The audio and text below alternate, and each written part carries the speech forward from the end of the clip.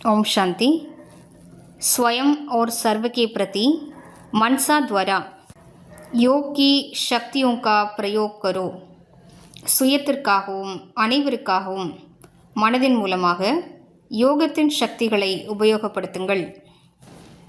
जैसे अपने स्थूल कार्य के प्रोग्राम को दिनचर्या प्रमाण सेट करते हो, ऐसे अपनी मनसा समर्थ स्थिति का प्रोग्राम सेट करो तो कभी अपसेट नहीं होंगे.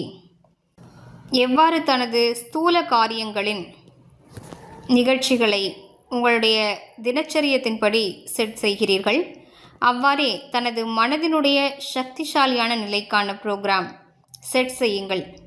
அப்போது ஒருபோதும் அப்செட் ஆக மாட்டீர்கள். जितना अपने मन को समर्थ संकल्पों में बिजी रखेंगे तो मन को अपसेट होने का समय ही नहीं मिलेगा. எந்த அளவிற்கு உங்களது மனதை சக்தி வாய்ந்த எண்ணங்களில் பிஸியாக வைப்பீர்களோ அந்த அளவிற்கு மனதிற்கு அப்செட் ஆவதற்கான நேரமே கிடைக்காது.